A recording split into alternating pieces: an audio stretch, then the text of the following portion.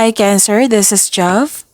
Welcome pa sa ating channel. Ito ang inyong daily kapay tarot reading for May 1 to 15, 2025. Kung naka-resonate kayo, comment down. Kung hindi kayo naka-resonate, ibigay niyo po sa iba kasi general reading po ito. This is for you, Cancer, ngayong May 1 to 15, 2025.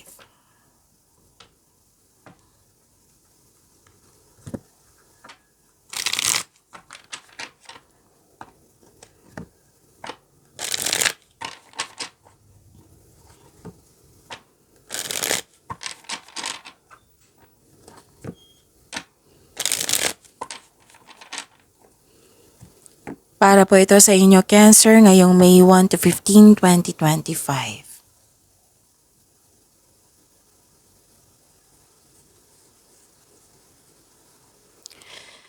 Maraming salamat po sa inyong patuloy na suporta at maraming salamat din po sa mga hindi nag-skip ng ads. Gamitin ang reading na ito bilang gabay lamang sa mga hindi pa nag-subscribe. Subscribe na po kayo at click bell notification para malaman nyo na may bago tayong video.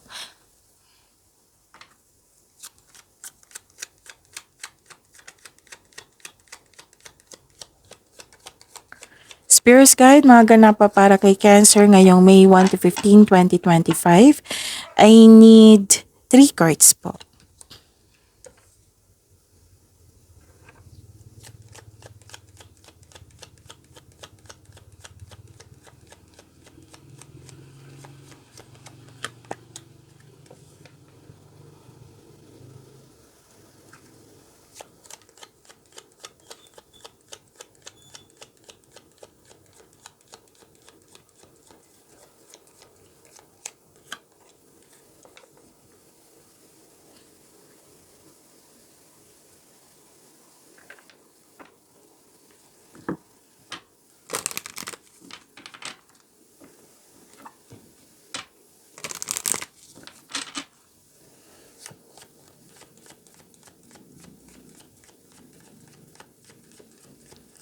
Spirit Guide, message po para kay Cancer ngayong May 1 to 15, 2025. I need 2 cards po.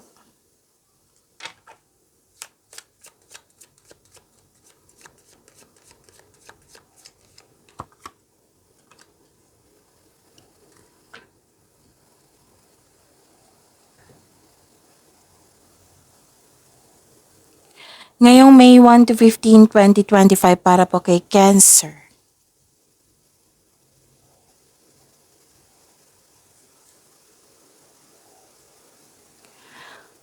Okay, so this is tinulungan mo yung sarili mo to let go at magkaroon ng transformation. Pwedeng transition din ito. May nangyaring ending with new beginning. Pwedeng may nangyaring separasyon, end of contract, closure, space, umalis, umuwi. Yes.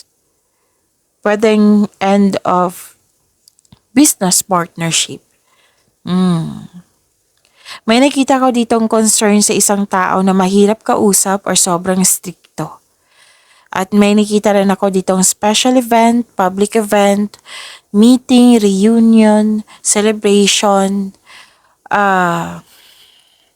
party. Okay, so togetherness. Wow, this is prosperity and cash flow, transaction. May parating po na malaking pera.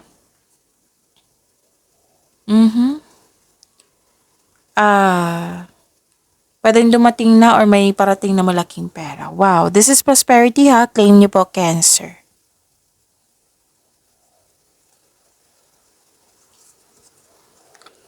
Message for you, emotions are running high. Emotions are running high. A win-win outcome is forecast.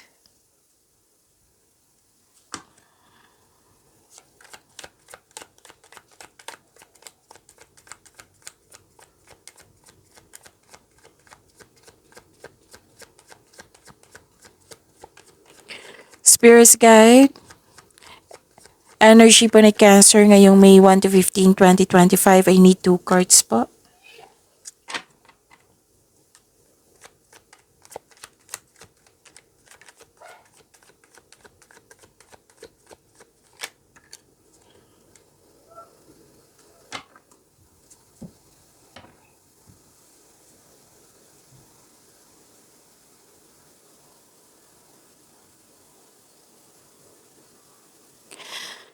Kung may narinig kayo na repeating message, meaning to say, pinupush ng cards nyo yan. Like for example, nanood kayo sa isang video natin. Tapos may napansin kayo na repeating message. Yan po yung pinupush ng cards nyo na kailangan nyo bigyan ng atensyon, solusyon at aksyon kung maaari po. So, by the way, Cancer, may upload po ako kahapon. Dalawang video po yon. Yung first video nyo is a general reading na may love reading. At yung isang video is tungkol sa nakafocus sa inyong career and money. Lahat po iyon ay tungkol po sa inyong May 2025. So kung gusto nyo panoorin, kung gusto nyo ng karagdagang mensahe para maging gabay nyo, then panoorin nyo po. Kaka-upload lang po kahapon. Hanapin nyo po sa channel natin. Yun, maraming salamat po.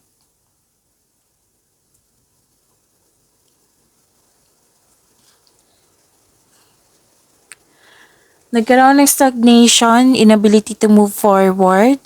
Huwag kayong mag-claim ng negativity. Be confident. Mag-focus. Tapos may nakita ko dito na panghinaan ka ng loob kasi may away kasi hindi naging successful yung plano or hindi naka-move on. Ang advice ng card niyo po dito, you need to create a concrete plan in order to regain momentum. Impulse control ay kailangan para magkaroon ng growth, and take action in a positive direction. So, ito din yung mensahe dito na nagkaroon ng hesitation to take an action. So, kung may hesitation to take an action, kung may hesitation or doubt po, meaning to say, hindi pa konkreto yung plano nyo. So, balik kayo sa plano nyo. Ayusin nyo, gamitin nyo po yung talino nyo, yung skills nyo, siguraduhin konkretong plano yan. Kasi kung magkakaroon ka niyan, mawawala yung doubt mo, worries mo, fear mo, at yung hesitation na yan. Okay?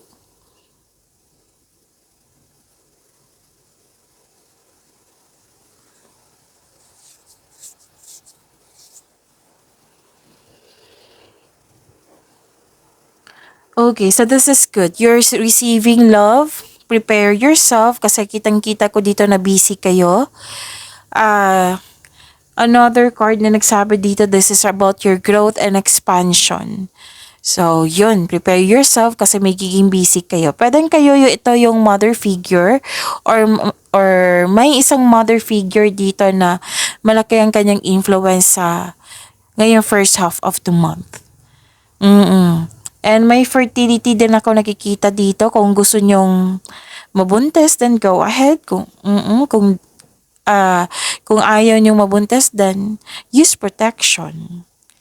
So this is about love, beauty, money, creativity. Yes, kitang-kita ko yung happiness mo dito, development at may success.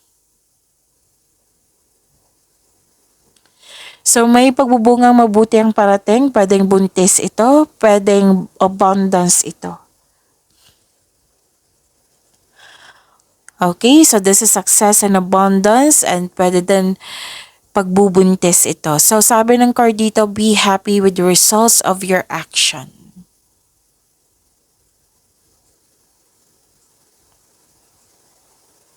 Sa mga may gusto dyan sa buhay pag-ibig na pumasok sa relasyon, sabi po ng card dito, importante talaga na magkaroon kayo ng ideal, yung i-consider nyo yung green flag. Oo. Kumbaga, ang sabi ng card dito na, anong tawag dito? Hanapin mo yung tao na, i-consider mo yung taong green flag. Kaysa sa physical appearance. Okay? And love yourself more. Remember to practice self-love. Again, remember to practice self-love. So yun, nag-clarify po siya dito na may parating po na malaking pera sa inyo or unexpected job opportunity. Kailangan mo lang maging mapagpasensya po. Itong mga hinihintay nyo, huwag kayong mag-alala, darating po iyan.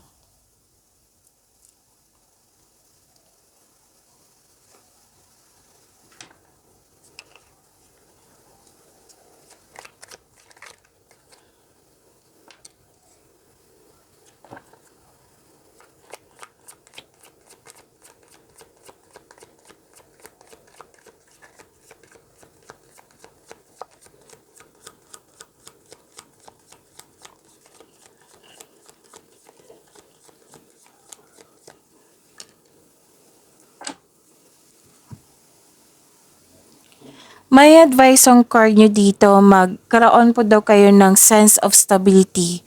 Kumbaga mag-build kayo ng stability, conserving resources, mag-ipon, mag-invest kung maaari. At maging conservative po daw kayo sa money at investment nyo. Tapos maging balanse din kasi sabi ng card dito, some of you buhos ang trabaho, overspending sa trabaho, at overspending din sa kaperahan. So you have to control it. Maging balanse. And this card tells you now focus sa emotional and mental stability. You need to relax and listen to your intuition. May concern kayo dito sa isang tao na materialistic. Or pwedeng kayo ito na nag-overspend kayo sa money. So yung sabi ng card dito, control it. Make it balance. Kasi kung magtitipid ka, magkakaroon ng pag-iingat sa naipon, yayaman ka niyan. This will lead you to have a financial abundance and personal growth. At bigyan din ng oras ang iyong sarili. Kumbaga, pamper yourself, deserve mo yan.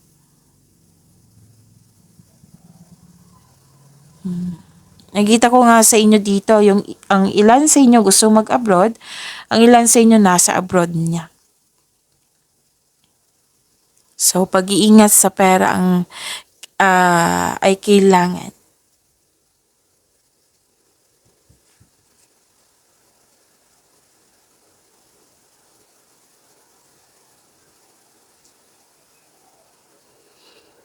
So, may biglaang pagbabago. Mas lumawak yung ambisyon mo sa buhay. May biglaang pagbabago po na parating sa career and money niyo po or sa connection sa isang tao. Ang darating na pagbabago na ito ay makasuporta sa iyong growth and expansion. So, always expect the unexpected. May malalaman nga kayong sekreto, which may be shocking.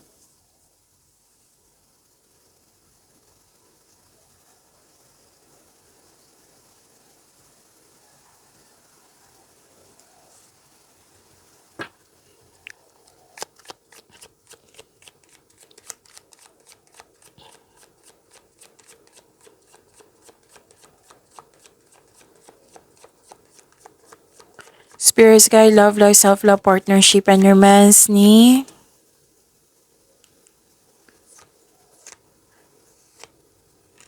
Cancer.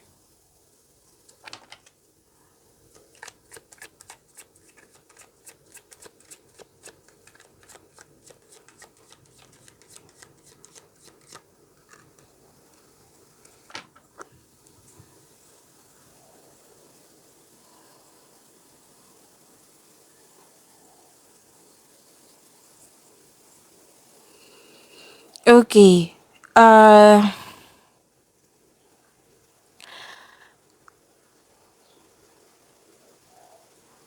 Pwedeng may nag-sorry sa'yo or tinanggap mo yung tao. Pwedeng partner nyo, pwedeng person nyo na pwedeng matalik mong kaibigan. Basta may tinanggap kayo na pinagsisihan nyo. Kasi nakita ko dito, nagsisisi kayo kasi tinanggap mo siya ulit. You're stuck in a bad mood. Pwede din may nangyari dyan na nagbago. So, ayaw mo sa pagbabago. Yan yung nakikita ko. So, may tao dito na malakas ang inyong intuition ngayon. Oo, sa ngayong first half of the month.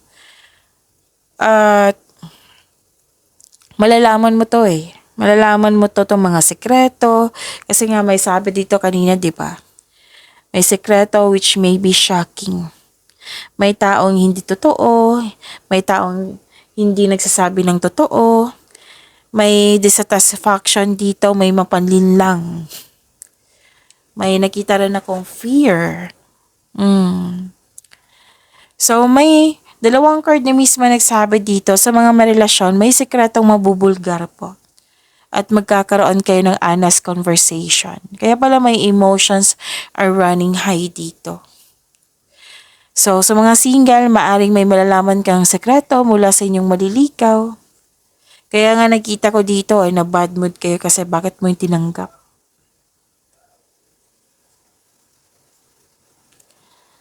May concern kayo dito sa sobra sa trabaho, sobra sa lack of time. Self-centered na tao, greedy na tao. It might be kayo ang sinabihan, ano ka ba, Cancer, puro ka na ng trabaho. Or kayo, nagsabi sa isang tao. Parati itong lumalabas sa inyo dito. Cancer, kung matagal na kayo dito. So, ingatan din yung kaperahan nyo ha. Dalawang card po na yung nagsabi dito eh. Pwede yung ipon nyo to. Oo, kasi may nakita kong loss of money dito. Ingatan po, baka mapagasta talaga kayo. Or may nagkuha. Tapos, yun nga, yung may concern kayo sa materialistic na tao.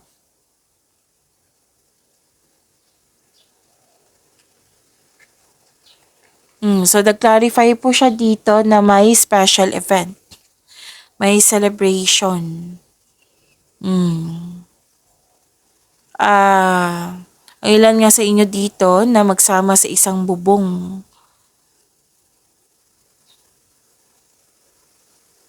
May bagong simula.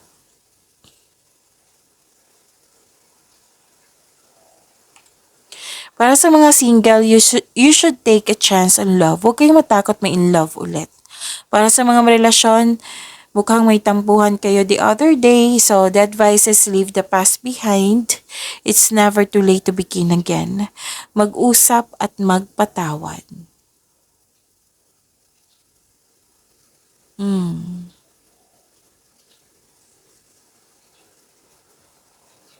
So may bagong simula dito. Okay, so nagpasya kayo dito eh. Pero may pagpasya dito sa buhay pag-ibig sa inyong sarili. Pero sabi ng card dito, mag-ingat kayo sa padalos-dalos na pagpasya. Kailangan nyo magkaroon ng konkretong plano at makinig din kayo sa inyong intuition.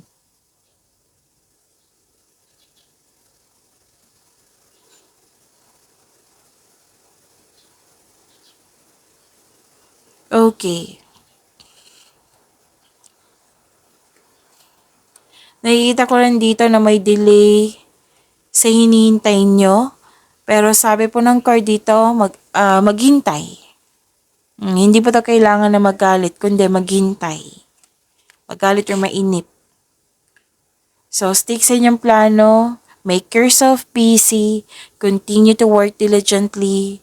You're almost there. Huwag kayong mag-give up.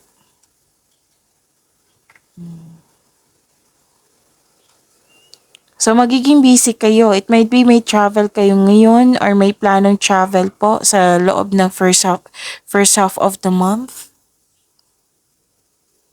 So, mag-focus kayo sa mag-control nyo. Huwag kayo mag-focus sa hindi nyo mag-control. Mag-usap at magpatawad. Lalo na sa mga marelasyon dito, sa buhay mag-asawa. Pag-usapan nyo yung mga nagawang hindi kayo nagkasundo. Yung mga nangyaring hindi kayo nagkasundo. Magawa kayo ng adjustment. Sikapin nyo na yung hindi ma-feel ng isang tao na talo siya, may mali siya, kundi i-workout nyo. Yung mag-focus kayo sa adjustment para magkasundo kayo. Pwede mo rin na pagsibayan mo siya na hindi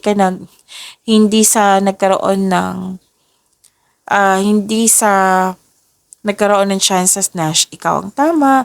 Ipaliwanag mo sa kanya, baka kulang lang ito ng yung pag-uusap. Okay, so pagyamanin niyo po yung blessings sa binigay sa inyo, Cancer. See you tomorrow. Maraming salamat po.